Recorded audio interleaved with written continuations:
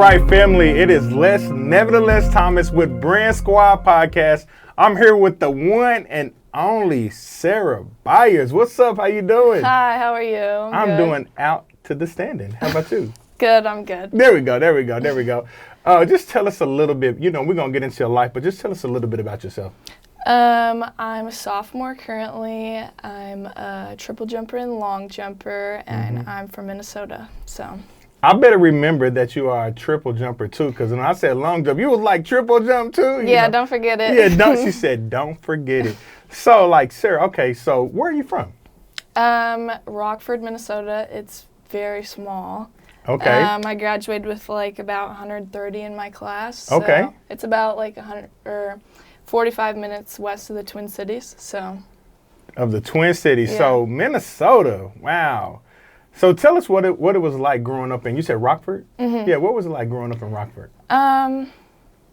Just like super small town, so I played like a bunch of sports growing up. I played basketball, soccer, softball, obviously track. So. Yeah, you're just an athlete. Yeah. You're just an athlete. Yeah, it was like one of those schools where like if you're athletic at all, you basically do everything. Okay. So it was fun, but yeah, I'm glad to be at a big school now, so. There we go. So Sara, at the age of 4, 5, 6, 7, tell us about like, what was it like being Sara? Did you like to play with dolls? Did you like to be outside? Did you have siblings? Did y'all fight? Did y'all love? What was it like? Well, I have one sibling, an older brother. Okay. So he's like 6 years older than me. Oh, so wow. It was a little bit of a gap, but we still hung out and had fun and played and stuff, but most of the time I was outside like all the time during the summer and stuff, so.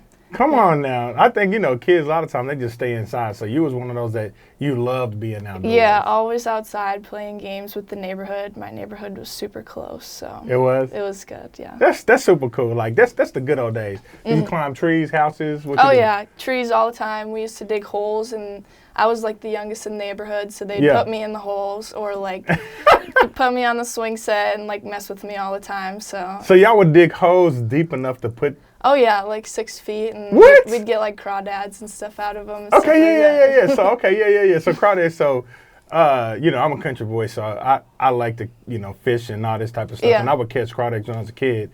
A lot of times, how we would catch it is we would like get a piece of bacon or bologna and like put it on the string, and you had to go fast because if you went slow, they would jump off. Yeah. So you had to go like fast, because they would hang on. How did y'all catch them? Just by hand? Or? We did summer sausage. Like we'd put it on a little hook. Okay. And a lot of times, if I wasn't like catching them in Minnesota, my family would be up in like Canada. Because we used to go on trips and stuff to Canada like all the time. We had a little resort up there that we like to go to. So, really? Yeah, we were basically up there like almost every summer. So is most of your family, the Byers, or your family, is it they're in that area or?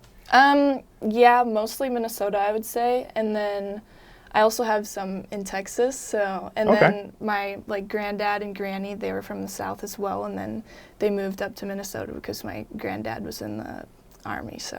There we go. Yeah. They were like, Sara needs to be in Minnesota. Yeah, so in the cold. In the cold. Like, tell us what the cold is like. Oh, tell gosh. It's literally just like 6 months of like miserable, like cold. I don't know how to describe it. Like, compared to here, it's like you just get like maybe a small dose. Like it'll snow like once and then the next day it'll melt, But like in Minnesota, it's just straight freezing all the time. So whenever people complain here about it being cold, you're like, what? Yeah, or the driving when there's like snowstorms and stuff. I'm like, oh my gosh, why do you guys not know how to drive? Yeah, if we get like 1 inch, we shut down everything. Yeah, like we were out for like 2 weeks last year and it like had snowed like 3 inches. I was like, this is so embarrassing for everyone. That's funny. Hey, well, I'm from here, and so I actually like to drive and ride in the snow or ice or whatever, but I'm not mad that they shut everything down. I'm like, let me go ahead and stay at home and light this fireplace. Yeah. No. Okay, so tell us about, you're outside, you're doing this. Like, were you always like, fast and athletic? Once you got to middle school, I know you said you came from a small town, so it's kind of, if you was athletic, you kind of did everything. So when did you say, okay, sports, I'm pretty good at it? I would say just at like recess and stuff, you know, like when they'd have like races and stuff. Yeah, I was beating like, the boys. I was always like the fastest girl, and everyone would be like, "Oh my gosh, like she's so cool, she's so fast," like that kind of stuff. So that's cool. That's kind of when I realized like, oh, I'm pretty athletic, and like maybe I should try sports and stuff. And then like I got into track. Like when I was younger, I didn't necessarily think I'd be doing track. Okay, you did other sports. Yeah, I did like I wanted to do like basketball and softball and stuff like that. But like when my brother was in high school, he was like recruited by the new high school track coach because he was like, we're a pretty fast family. Yeah. So he was like recruited to run for our high school track team and stuff, and then he did track and baseball at the same time. Okay. So then I was like, oh, I want to follow like you was around that in my big brother's steps. So then I like started to do track too, because then the track coach was like, oh shoot, like the younger sister's pretty fast too, so maybe I should just get them both. So I just kind of followed in his footsteps and did track. So what was your main event? What was your first main event? Well, I would say like I figured out that I was good at track because of like in elementary school we had like little track and field day, you know. Yeah. And they were like, all right, let's do like mini hurdles, like sprints, and then we did like long jump, and like I was pretty good at long jump. So then they were like, the high school coach was there like measuring and stuff, and he was like, like let me try triple jump with you. Okay. And then I did like triple jump, and I was only like 2 feet like off the like school record. So then he was like, okay, like she needs to do and that was without jump. you having the. And I was in like 4th grade too, so I was like. What? Yeah, that was pretty young. So you came out the womb like. No, yeah, and then like right when I hit like 7th grade, which is when you can go straight into sports, I like started triple jumping, long jumping, sprinting. And then, like, 8th grade, I had, like, broken all the records and stuff, and I was going to state. And like, come on. Yeah. So in the 8th grade. Yeah. Breaking records out here. It was cool, yeah. You know what I'm saying? That's cool, Sarah. That's cool. So Sarah said, you know what? Don't mind me. I just came out the womb great, you know what I mean? But that's, like, really cool to accomplish. So that's, like, memories that, you know, no one can ever argue over or take that from you. Yeah. That's a great accomplishment. So here's the thing. So, you know, Sarah, I know you good and tracking all this, but I think I read somewhere that you end up getting some letters in some other sports as well. Yeah. So let's talk about high school now. Gosh. Come on now. Okay, well, I basically played, because softball and track in Minnesota are both done in the spring. Okay. So I don't know when like they do them in Oklahoma, but I think they might do them like right now, like the fall.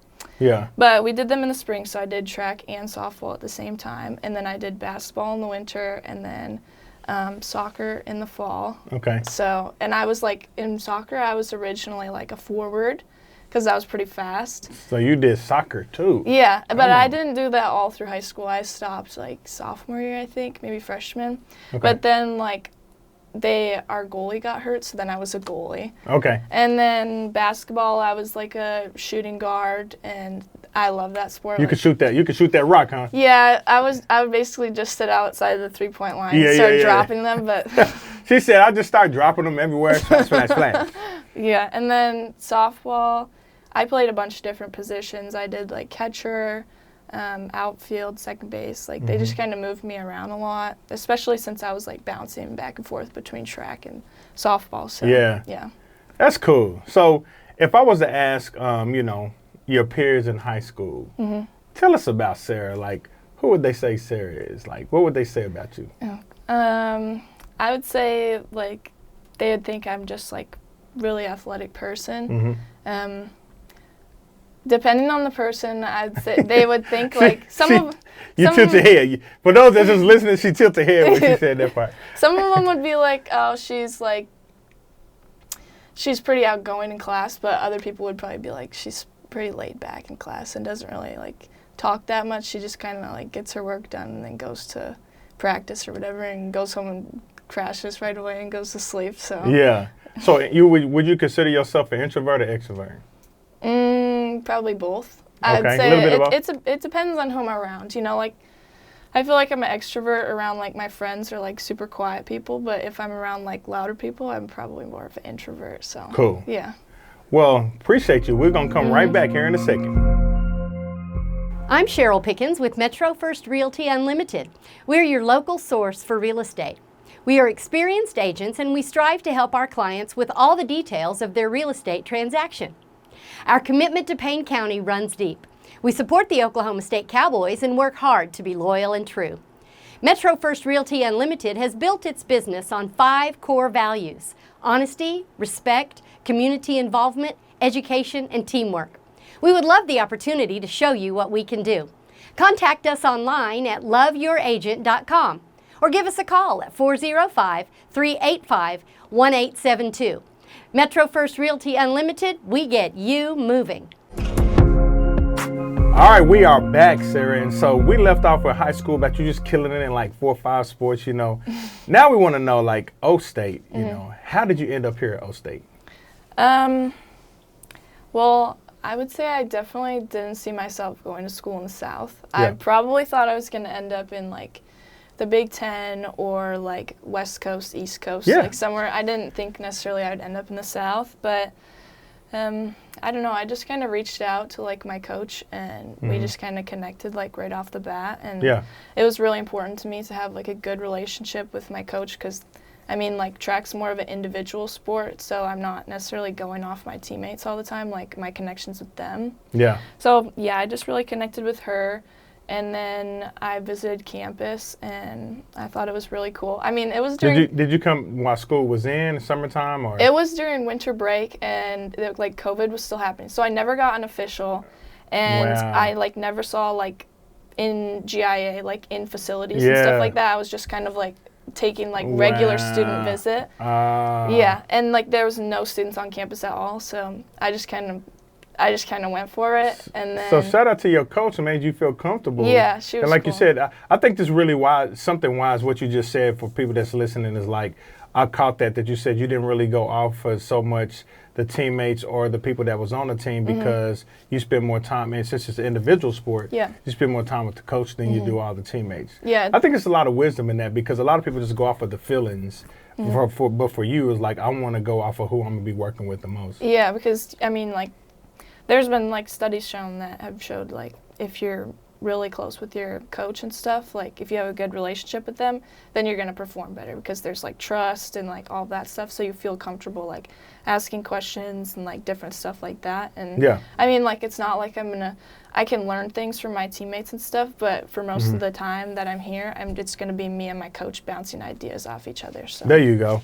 I love it. So, I've got to, opportunity to learn some things about you, and I know that, like, mental health is something that's, like, really, really important to you. Like, let's dive into that. Let's talk about mental health. So, why is mental health so important to you?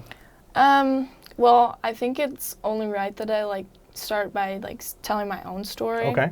So, we talked about earlier how, like, I was doing really well in track and stuff, like, from the beginning. And then around, like, my freshman year, I would say in high school. Yeah, right. Okay. Yeah. I started, like, struggling a little bit, and there was a lot of pressure from myself and, like, outside, like my coaches and, like, all these people around me and stuff. And I'm, like, very hard on myself all the time. And, yeah, I just started, like, kind of performing worse, and I, like, couldn't even really make it through a meet without, like, crying because I was, like, just so disappointed in, like, how I was performing and not really performing to, like, the standards that I wanted and stuff. Yeah. So then after that, like, I asked my mom if I could, like, speak to a therapist, which was very hard. Yeah. Like, I'm sure it's hard for a lot of other people too, but, like, now that I look back at it, like, I do really well now, like, asking for help compared to then. That's good. But I spoke to her about it, and she actually found a sports psychologist, which I had no idea those existed. Like, she told me about it, and I was like, why would they have a psychologist just for sports? Like, that's so weird. But, yeah, I spoke to a sports psychologist, and basically after, like, the first session, I was, like, back to performing, like, to the way that I was. Like, I was jumping, like, 2 or 3 feet less than I would, like, normally jump. And then, like, right after I, like, spoke to my sports psychologist, like, I was back to jumping those, like, distances that were, like, up to my standards and stuff. So it was really good. And, like, just because I, like, was performing back to the way that I wanted to doesn't necessarily mean that I like still wasn't struggling, because I was, and like obviously I still struggle, and like I feel like mental health isn't necessarily like, okay, you got it, like check the box kind of thing. It's more of like a journey. Like sometimes you might be doing good, sometimes you might be doing bad. Like it's not, even though like I've worked with a sports psychologist since like freshman year, like almost like every month or every week, like depending on. Yeah, depends on how you're feeling. Yeah, like doesn't mean that I'm like not necessarily like, I'm still struggling. Like everyone's still struggling. Yeah. It doesn't matter if you're talking to someone or not. You could still like struggle like that. But well, the thing is, like, as I'm listening to you, you know, me personally, and I've said this before, I think the pressure that y'all deal with being a student athlete, that's a lot of pressure. You have to, you're still going to school like a regular student. Yeah. But now you have this full-time job pretty much, Right. where you have to perform. And for you, you wanted to do so well, and that added with the normal stresses of life. It sounded like you said, you know, when you were at these meets, you were crying because you wanted to do better, and you knew something wasn't right. And so shout out to you for like telling your mom. Yeah. So since you know this came from you telling your mom you wanted to speak with someone, what would you say to athletes that are listening? You know, what would you tell them about speaking up, or to say, hey, it's okay if you need help. You know, take that first step of saying you need help. You know, how would you encourage them or tell them to go about doing that? Well, I mean, like, first of all, I feel like we've seen it, like, getting focused on even more in the past, like, year-ish. Yeah. I mean, last year we saw, like, a lot of student athletes take their own lives. Yes. And that was, True. like, a super big thing in the news and stuff. Yeah. I would just say, like, there's too much of a stigma in, like, collegiate athletics right now about, like, not speaking up. It's, like, not necessarily talked about enough. I think a lot of athletes view speaking up as like a weakness, or like saying that you need help, it like means you're weak. But like obviously I've been working with people for like many years, so I would say like I have a very refined view of like mental health and stuff. Yeah, because you've benefited from getting help, right? Yeah, and I've been like working with therapists for I don't even know how many years, but like that's a lot of therapy sessions that I've been in, and basically I would just say like too many athletes view it as a weakness, and like I view it more as like your brain's a muscle, and like you need to work on it. And I feel like, for an example, like to compare it to something, if you're bad at ball handling in basketball, you don't necessarily neglect it all the time or avoid it. Yeah. You work on it and get better. Like it's just something that you need to work on, something that is a part of the game. I mean, like all like these super high level athletes like LeBron James, like all these different people, they're doing like mental work all the time. Yeah. Like they just don't necessarily like speak about it. Yeah. But it's like there's a lot of sayings that say like, oh, like your sport's like 90% mental, 10% physical. And that's like so true about like it's just I don't know what else to say. Well, no, here's the thing. No, you're giving like some great golden nuggets. You know, you're giving some great advice because you've already said that, you know, 90% and 10. I mean, most people, they think, man, 90% is me being physically fit and ready to do the physical part, and 10% is mental. But you're like, no, like if you work on the mental part, you'll be better in the physical part. Like for sure. Yeah, you know, I love that. And you even talked about LeBron and other people. Many of them are doing that, you know. And so, you know, I love that you're challenging people to say, hey, speak up. Because, you know, you brought up a great point. There was a lot of student athletes that took their life, you know, this past year. And so it's like, hey, you know, if you need help, say it. And with the pressure of social media to perform too, you know, tell us, what would you speak to? Like, how do you handle social media because as an athlete, you're pretty much putting yourself in front of the world, right?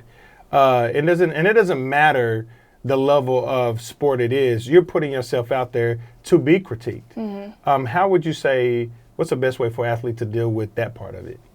Well, I feel like social media right now plays a big part in like how a lot of people are struggling mentally.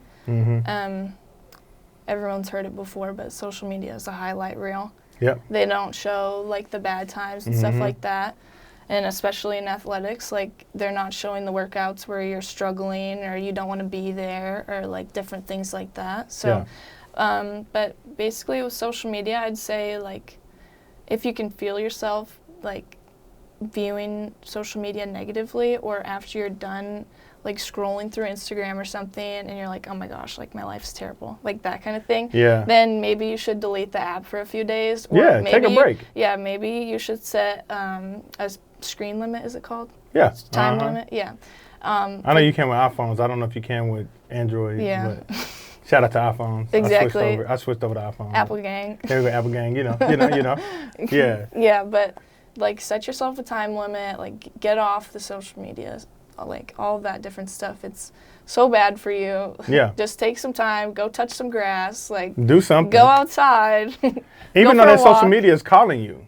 Yeah. Like it's in our mind and our heart, it's like we're so attached to it, right? Like, you know, it's there's addicting. times when I go hunting, you can't be on your phone and stuff. That first 2 or 3 hours is like hard. It's so hard. I feel tormented. Like it is so hard of breaking away from the social media and being quiet. But after that 2 or 3 hours, it's like the best feeling. It's ever. so good. Yeah. It's like the best feeling. Yeah. Or like turn off your notifications. I know a lot of my friends do that. Just like turn off notifications, because then you.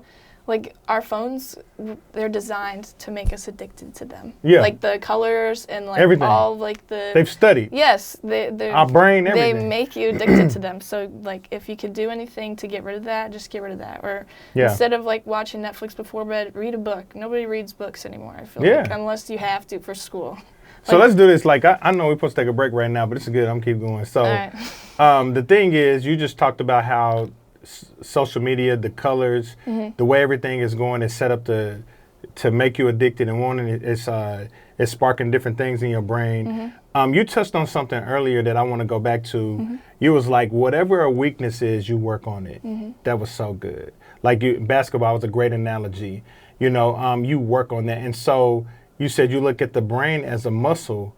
So like if there's a weakness or a challenge in your life with your mental health, you said work on it. Yeah. Come on, that's good. Let's touch on that some more, because every athlete can understand working on your weakness physically, but you're saying work on your weakness mentally. Come on, somebody. That's good. Yeah. Let's touch on that some more. I feel like people are way more like inclined to, if they're like, oh my gosh, my hamstrings are super weak, like they're ready to attack that. They're ready to get after like making their hamstrings stronger, but they see their brain as weakness. They're like, okay, I'm just going to go lay in bed. Like, I don't want to work on this ever. Like, be uncomfortable. Go work on, like, your mental health and different things like that. Like, you should be able to tell, like, people your weaknesses right off the bat. Like, mine's overthinking. Like, mine's confidence. Like, being too hard on myself. All those different things, you should know those. Yeah. And you should know the different techniques to, like, make those better. And if you don't know them, then go ask someone for help. Or, like,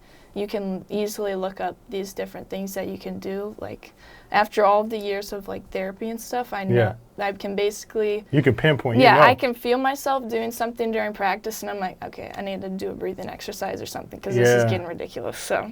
Yeah, no, that's good. And so something that, you know, was a challenge for you, you've been able to pinpoint it and get stronger or better in that area because you've been intentional about working on that. So another thing that you said, because I'm listening to you, Sarah, you're saying some good stuff.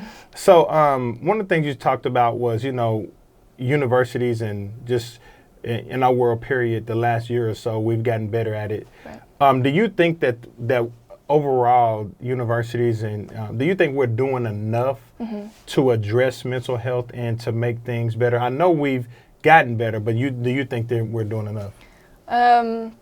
No, not at all. Be real. Go. Yeah, come on, shoot it straight. Absolutely not. That doesn't necessarily mean I'm like not grateful for the help that I have received, because I have received help here, and that's amazing that they do have those resources, but they for sure need way more. I mean, there's pretty much never enough funding for mental health at all. Yeah.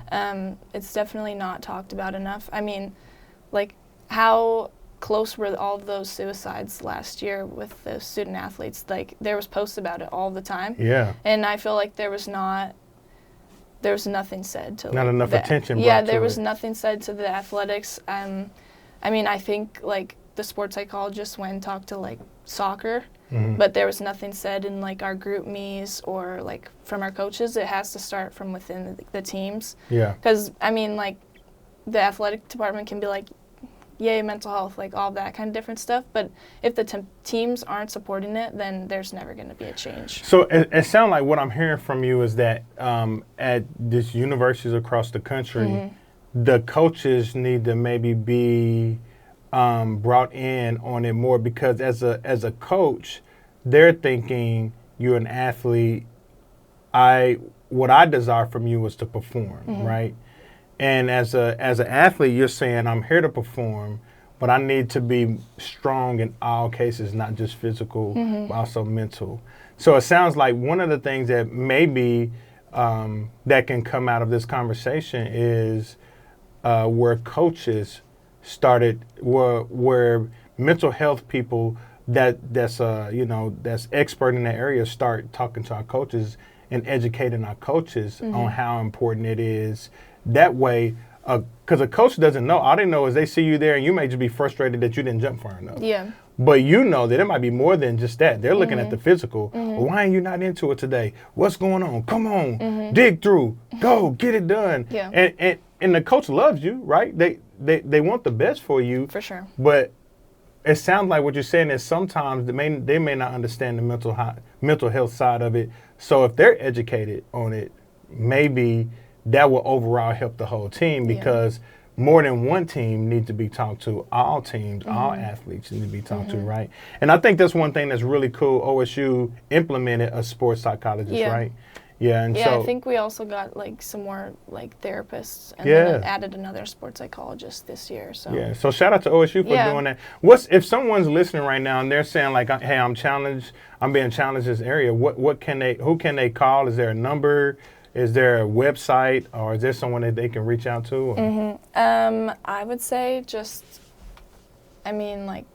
you should know the resources that your university has, and if you don't, then your university needs to be better at providing those resources and making sure that they're known. Yeah. Because there are resources. For sure. But they have to, if they haven't found them or if they haven't seen them, they need to know that they are there and they need to go get them. Right. Yeah. Yeah, or suicide hotline, like all of those different things. I mean, anything you type in Google, there's plenty of resources once you look something up. You should be able to go to your friends too. Yeah. I mean, if they're not creating a safe space for you, then they probably should not be your friends. But okay, listen, let's drop an anchor right there. And again, we were supposed to stop, but we're going to keep going. You know what I'm saying? So let's drop an anchor there. Like, so you're saying that your circle matters, huh? Like if your friends aren't creating a safe space for you, like maybe you need to reevaluate who your friends are. Absolutely. I would say like your mental health definitely is impacted by the people that you're around. I mean, if something's not benefiting you, then you need to let it go. Yeah. If your friends are like, they have bad energy, negative energy towards you, then they need to go. And I think that's something that's, again, like, it's the thing about not being comfortable. You have to be uncomfortable to make progress with your mental health. So obviously it's not comfortable to cut people out of your life, to stop doing this, to give up your social media, but like it's necessary to like... Long term is better for you. Yeah, for sure. In the moment it sucks. It sucks. But long term it's like, it hurts me disconnecting from you right now, but long term I'll benefit. Yeah, you need to do what's best for you. Yeah. I mean, and not feel bad about it. Yeah, and don't feel bad about it. Like you need to set your boundaries, and you need to stick to those boundaries and not feel bad about people's reactions to your boundaries and things like that. So thank you so much for dropping all that wisdom on us. We appreciate you. We support this Brand Squad podcast because we believe in the power of the student athlete. These cowboys and cowgirls bleed orange and give it all for our brand. Hearing these stories is inspiring and exciting. We have some of the best talent in America. The Stillwater influence in our athletic programs is undeniable. Community affects our students. Our work ethic, loyalty, and grit shows up in every arena. Stillwater Strong and OSU, that's why we support this podcast.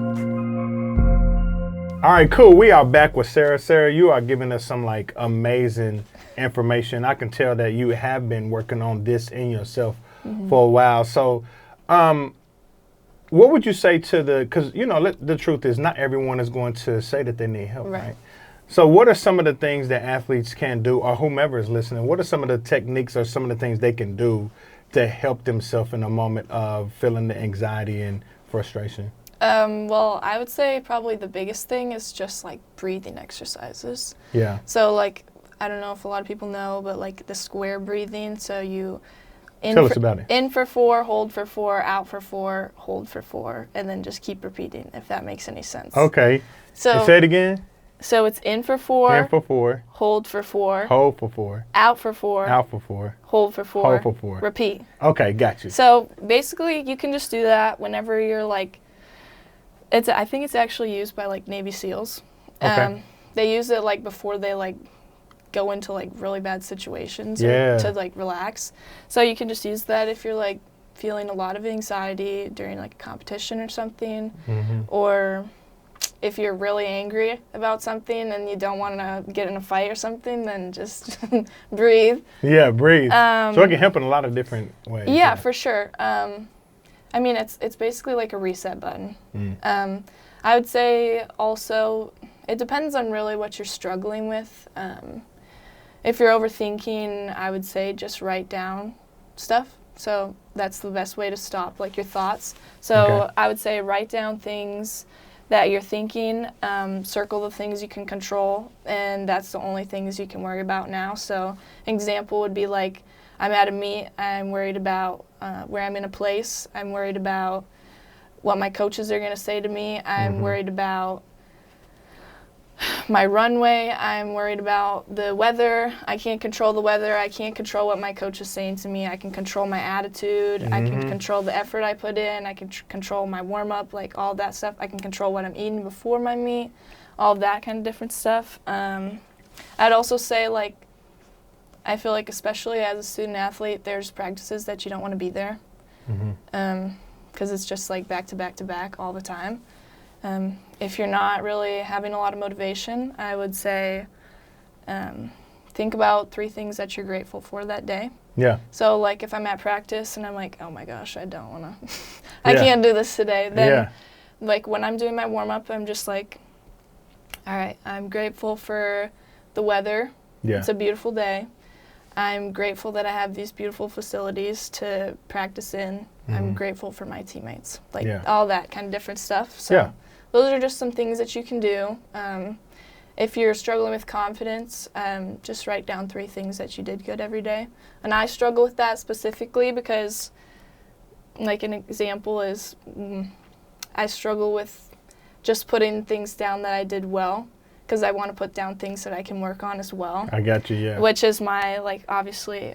Yeah, you're hard. Yeah, it's hard for me. Yeah, you're hard on yourself. Yeah, it's hard, yeah. It's hard for me to just say things that I did well. I'm always critiquing. So just try to write down things that went really well that day. And that's good. Don't even think about the things that went bad. Because as a student athlete, you're always thinking about what you can do better. It's just going to come naturally.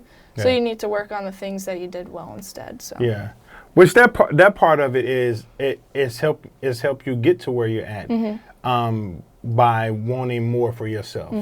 But it sounds like what you're saying is there has to be a healthy balance with that. Yeah, you can be hard on yourself, and that's how most of us got here. Yeah. But there's a point where it's too much, I got you. If it's affecting your performance, then you got to find a different way. Plus, what worked before doesn't necessarily work forever. Yeah. And if you want to get to the next level, then maybe you might have to change it up a little bit. So. Yeah, and everybody has a breaking point too. Exactly. At a college level, it's much higher than the high school level, right? And so high school, you were able to push through, but once you get to this level here, you got 2 full-time jobs. Right. You have to eat right. You have to perform. You have to stay in shape. All these boxes you have to mark. You have to be here by a certain time, early in the morning, late at night. And so, what we did, we looked up the, the suicide helpline, and that is 988. So if you need help right now, if you need help in the future, just remember 988, just like 911. So I'm glad that they made it easy where it's not 1-800. Because I remember it used to be a lot more like that song. That's hard to remember maybe in a moment that you may need help. So for sure. That number is 988. Well, Sara, I 100% appreciate you opening your life, being transparent. I live by, if you want to impress people, you share your victories. If you want to impact people, you share your challenges. Right. And you have definitely impacted me, and I'm sure many people that you're listening to. How can people stay in contact with you? What's your social media handles? Oh gosh, I would say just follow me on Instagram. My DMs are always open. It's Byers Sara __ or Byers _ Sara. So it's Byers _ Sara. Yeah. Or you can just look me up. You'll be able to find me pretty much anywhere. I don't have any weird usernames or anything. So there we go. And Byers is Byers. Correct. Yeah. Cool. Well, I'm your boy Les Nevertheless Thomas. It's been amazing hanging out with Sara. Thank you for joining us. Have a great day. Thank you.